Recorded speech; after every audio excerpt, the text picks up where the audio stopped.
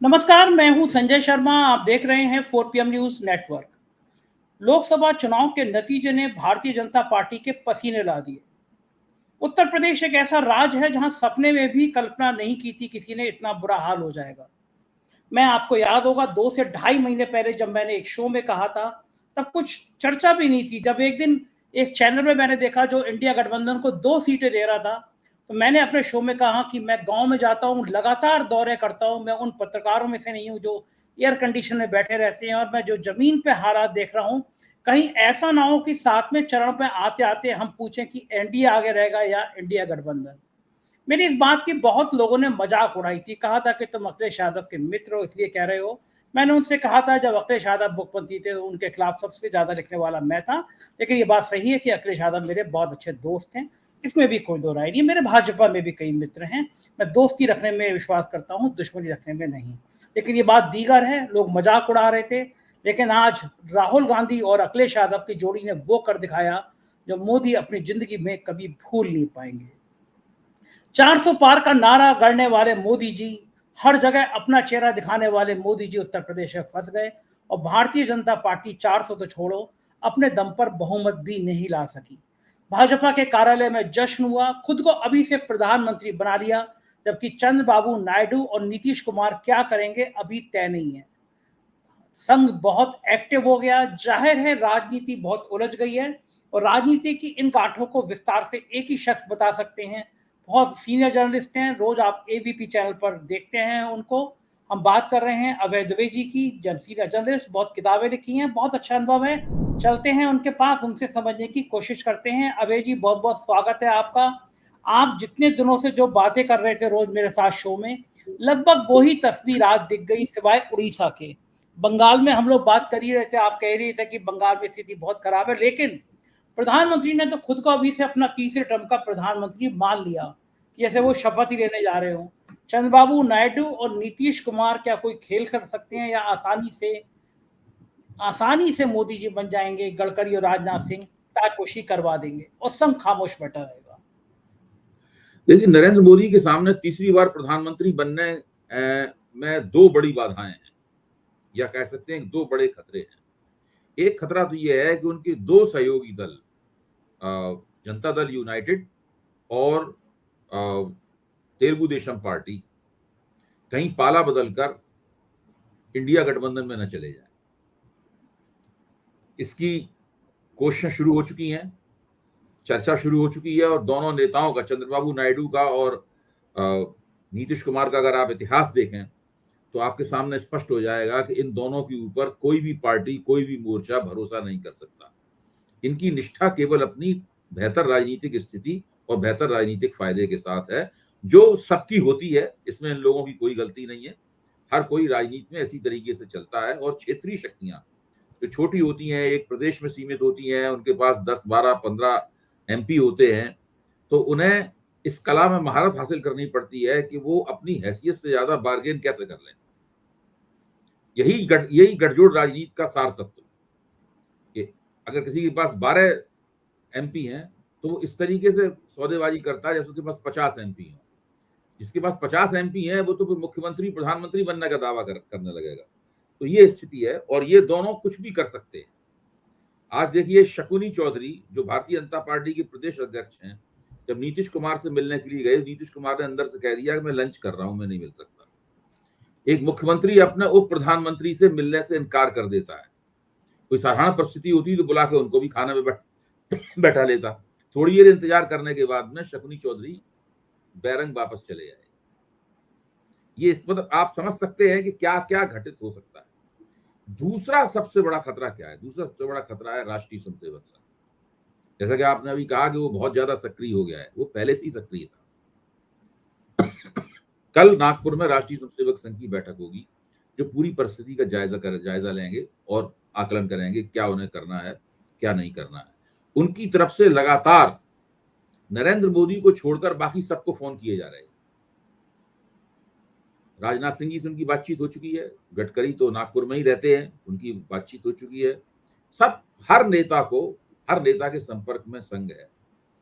संघ हर प्रदेश का जो सबसे बड़ा सांगठनिक पदाधिकारी होता है बीजेपी में, वो संघ का प्रचारक है।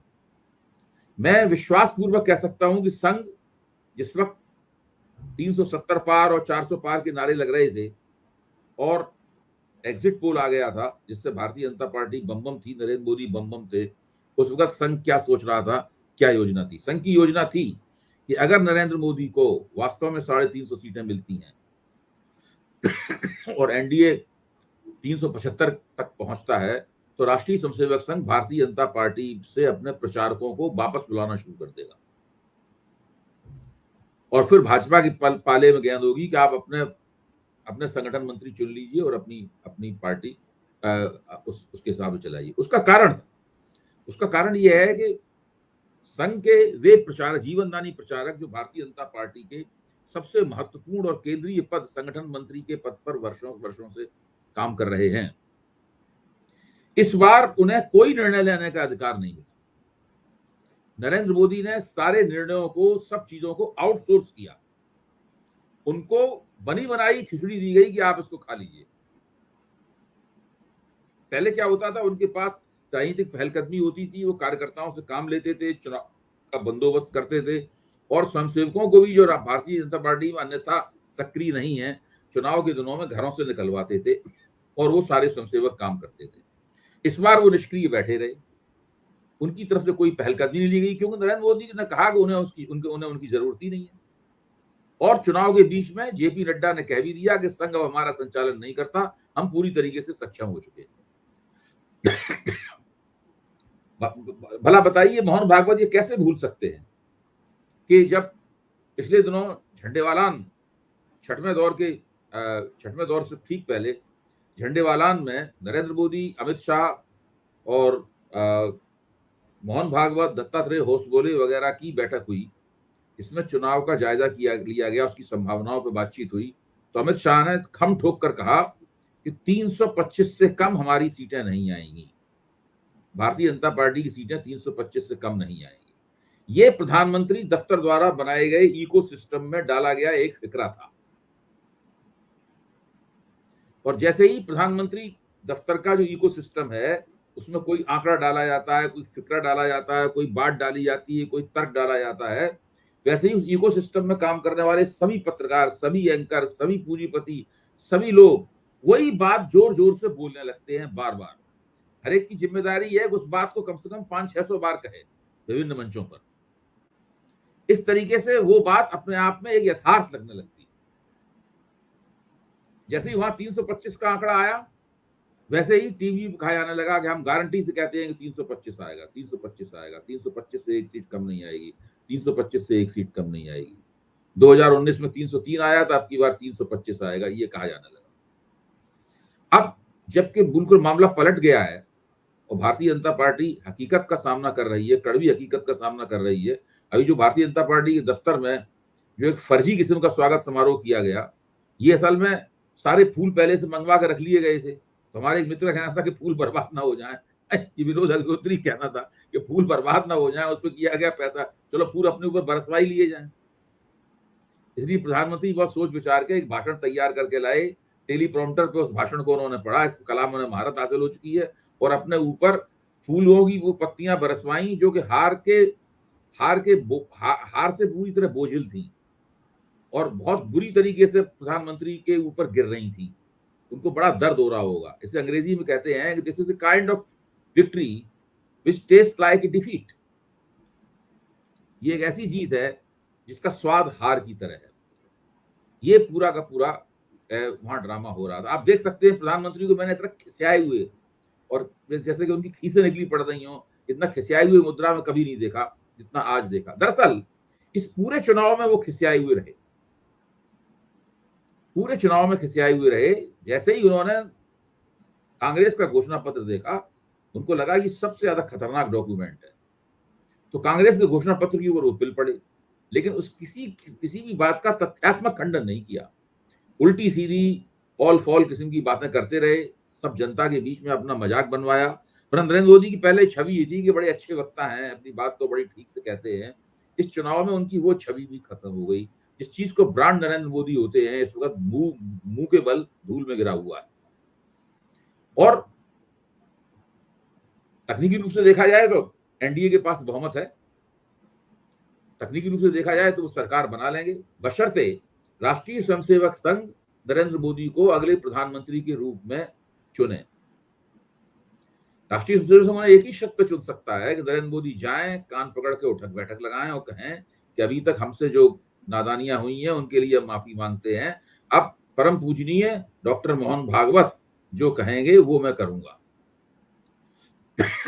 अगर वो ऐसा करने से इनकार करते हैं, जो कि मुझे लगा कि ऐसा वो नहीं करेंगे, उनके भाषण को सुन के मुझे लगा, क्योंकि भाषण में वही बातें वो दोहरा रहे हैं जिन भाषणों को पहले वो कहते थे, तो मेरे ख्याल से मोहन भागवत के पास कई विकल्प हैं। क्या जैसे नरेंद्र मोदी के लिए संसदीय दल का नेता चुन पाना मुश्किल होगा। जो लोग उन्हें माला पहना रहे थे बड़ी, इसमें एक तरफ राजनाथ सिंह थे, एक तरफ अमित शाह थे, वो लोग ही उनके खिलाफ हो जाएंगे। नहीं, अमित शाह तो नहीं होंगे ना, राजनाथ सिंह हो सकते हैं, अमित शाह तो नहीं होंगे ना।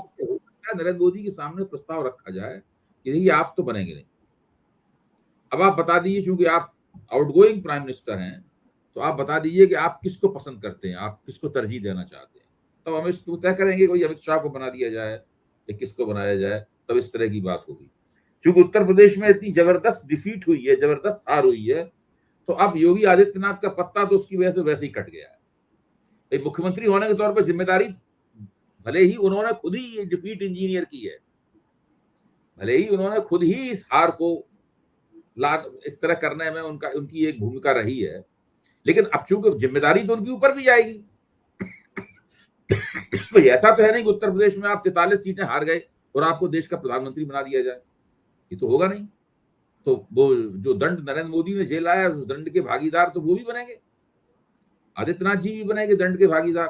तो इस वक्त परिस्थिति काफी जटिल है, आदित्यनाथ जी के लिए भी जटिल है, नरेंद्र मोदी के लिए भी जटिल है। और नरेंद्र मोदी के जो 2-3 टॉप लेफ्टिनेंट हैं, राजनाथ सिंह, अमित शाह और नितिन गडकरी, उन लोगों के लिए भी जटिल है।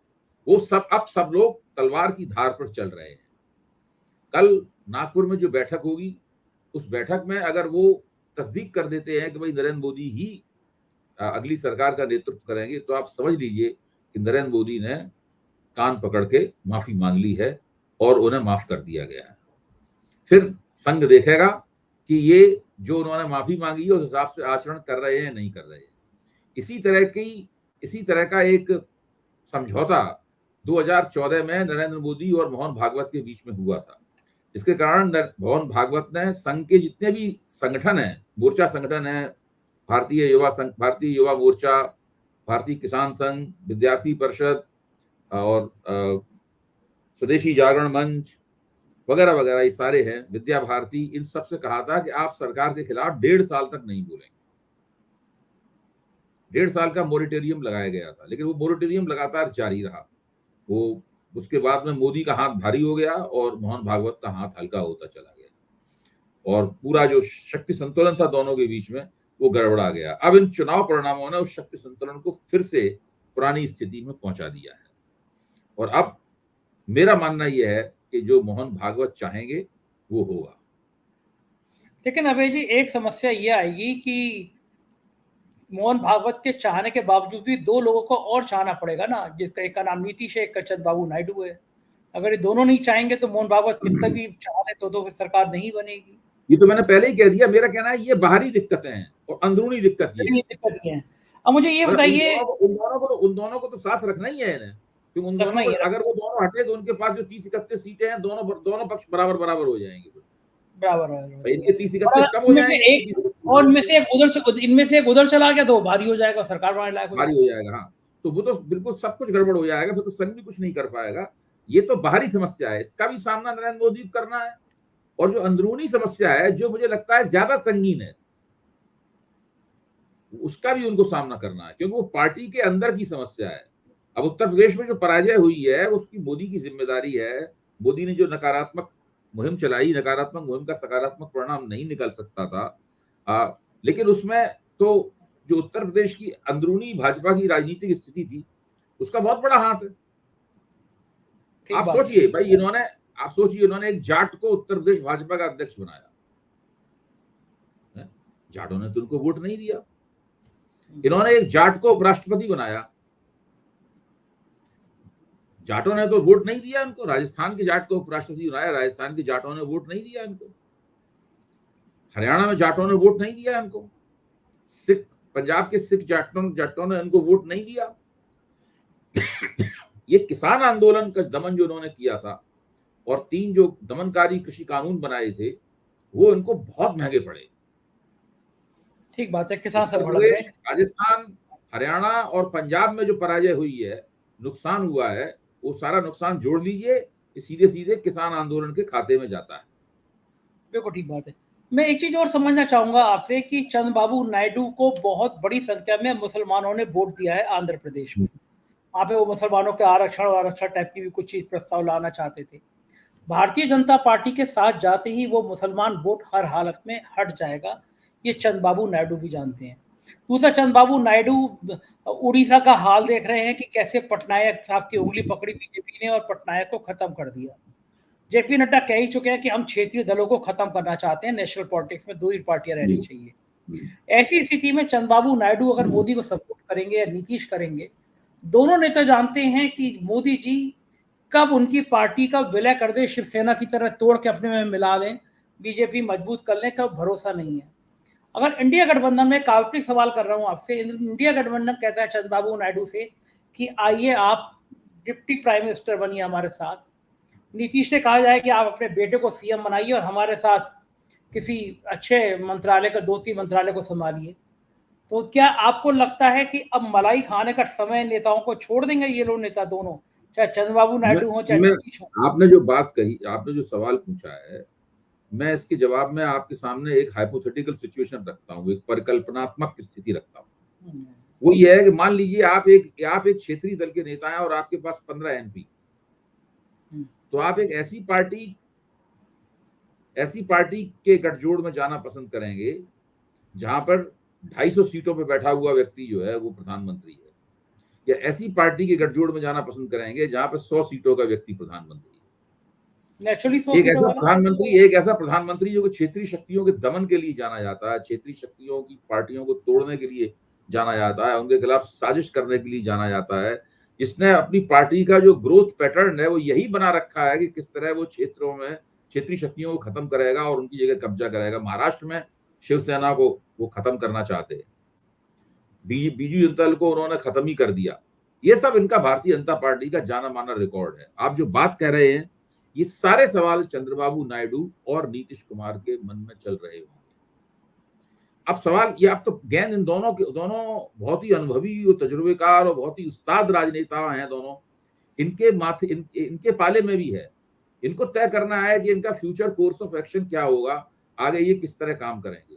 तेलुगु देशम ने तो घोषणा पत्र में लिखा है कि वो 4% आरक्षण जो है वो मुसलमानों को देंगे, और भारतीय जनता पार्टी इस तरह के आरक्षण के विरोध में है। अमित शाह ने कम से कम 100 भाषण दिए होंगे इसके खिलाफ कि हम ये कर देंगे, हम वो कर देंगे, लेकिन उनके वो उसमें करेंगे तो इसका मतलब वो या तो अमित शाह अपना वापस लेंगे या ये वापस लेंगे अपना।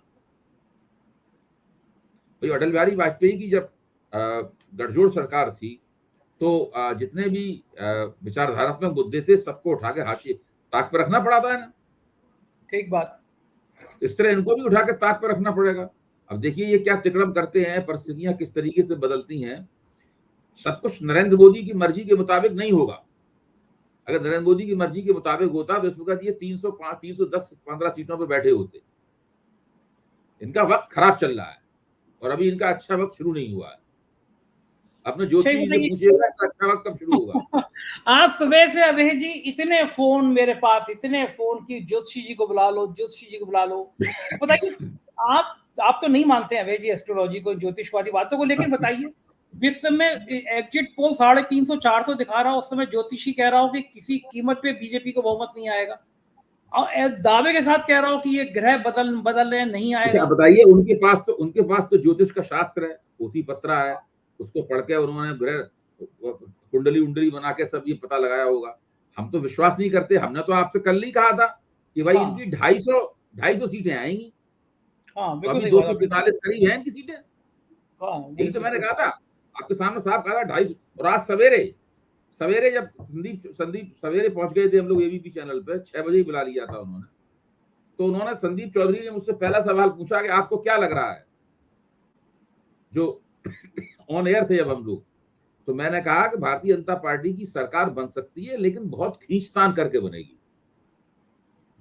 वहां ऐसे लोग भी थे जो कह रहे थे कि 2019 का भी रिकॉर्ड टूट जाएगा वगैरह वगैरह, सब बातें हो रही थी।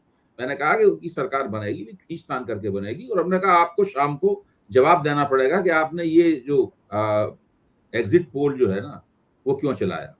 12 बजे तक एग्जिट पोल का एग्जिट हो चुका था और एग्जिट पोल आ चुके थे। कल जो है, कल आज तक पे सुधीर चौधरी बैठे हुए थे, अंजना कश्यप और 8-10 पत्रकार और बैठे हुए थे। पीछे मोदी जी की बहुत बड़ी फोटो लगी थी, मोदी 3, तीसरी बार मोदी। सुधीर चौधरी ने क्या कहा कि पहली बार जब मोदी आए थे तो उन्होंने कहा था सबका साथ, अगली बार आए तो सबका विकास, इस बार आएंगे तो सबका हिसाब, और इस बार मोदी जी आएंगे तो सारे बेईमान जेल चले जाएंगे, सब भ्रष्टाचारी जेल चले जाएंगे। और वो विजन बता रहे थे, ऐसा लग रहा था नरेंद्र मोदी नहीं करेंगे, सुधीर चौधरी से पूछ पूछ के काम करेंगे।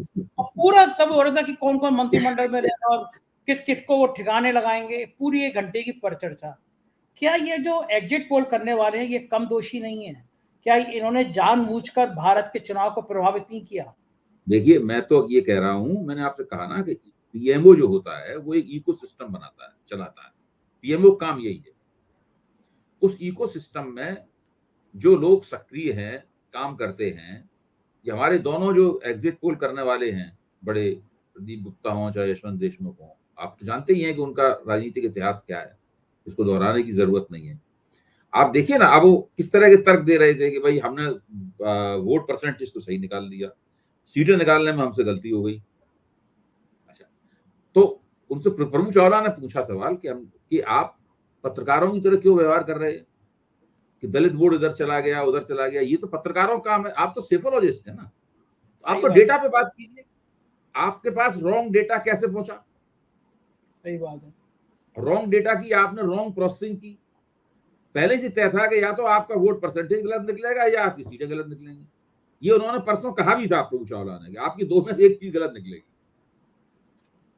अच्छा, प्रदीप गुप्ता तो माई एक्सेस वाले तो रोने लगे, आज तक पे चैनल बैठ के बाकायदा रोने लगे। अच्छा, ये मैंने नहीं देखा। अरे वो रोने लगे, वो पूरे देश में ट्रोल हो रहे हैं। वो राजीव सरदेसाई ने सवाल पूछा, वो बाकायदा रोने लगे वो, और लोग ट्रोल कर रहे हैं कि पहले गुनाह किया क्या रोने से।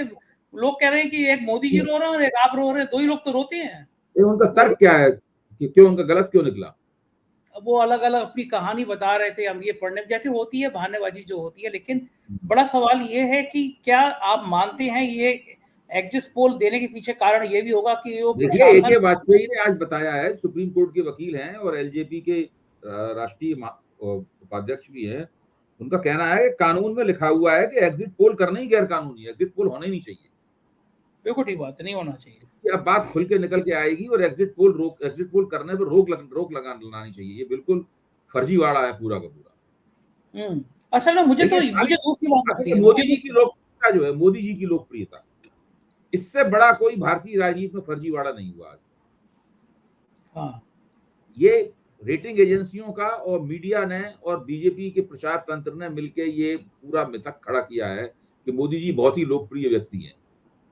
अच्छा, झूठ बोलते बोलते आपको थोड़े दिनों बाद लगने लगता है कि आप अपने ही झूठ पे विश्वास करने लगते हैं कि सच है। तो 10 साल से लगातार मोदी की लोकप्रियता का झूठ बोलते बोलते मोदी जी खुद यकीन हो गया कि हम वास्तव में लोकप्रिय है और हम खंबे को भी खड़ा कर देंगे तो वो चुनाव जीत जाएगा। इसीलिए तो उत्तर प्रदेश में से टिकट दिए। अब अयोध्या में आपने राम मंदिर की प्राण प्रतिष्ठा की, लल्लू सिंह जी जो है वो 60-70 हजार वोटों से हार गए। कितनी शर्म की बात है ना। वही लल्लू सिंह जी हैं जिन्होंने कहा था कि 400 वोट, हम 400 सीटें में इसलिए चाहिए ताकि हम संविधान बदलना है। तो लल्लू सिंह जी का तो पूरे बीजेपी को हराने में योगदान है। हाँ, सही बात है। और कितनी बड़ी बदनामी की बात है, अयोध्या हार गए। अरे अभय जी, एक टाइम में तो एक राउंड में मोदी जी हार गए थे पीछे, 5.25 लाख। हाँ, 5.25 लाख मोदी जी 3.5 लाख से जीते थे। 1.5 लाख वो 1.5 लाख पे रुक गए। इस बार वो 1.5 लाख पे रुक गए। अजय राय जो है, जो भी हो, कोई बहुत बड़े और ऐसे लोकप्रिय नेता नहीं है। वो कांग्रेस के अध्यक्ष जरूर है प्रदेश के, लेकिन ऐसा नहीं है कि बच्चा उनको उत्तर प्रदेश में जानता हो और वो सब। आप देखो ना कितनी जबरदस्त। कांग्रेस के एक नेता मुझसे कह रहे थे गलती हो गई, हमको प्रियंका गांधी को लड़ा देना चाहिए था यहाँ से। प्रियंका गांधी चुनाव जीत जाती, अब हरा देती मोदी जी को। हरा देती मोदी। प्रियंका गांधी लड़ती तो मोदी जी हार जाते चुनाव, या हारने की कगार पर पहुंच जाते। इनका स्मृति ईरानी ऐसा हाल होता। स्मृति ईरानी की राजनीति का क्या होगा? मोदी जी फिर बना देंगे उनको मंत्री, मानेंगे नहीं मोदी जी मंत्री बनाए बिना। आपको लग रहा है मोदी जी देखिए, प्रधानमंत्री? मैं कोई आपके सामने एक बात कह रहा हूं जो मैं कल से और कहना शुरू करूंगा दूसरे मंचों पे।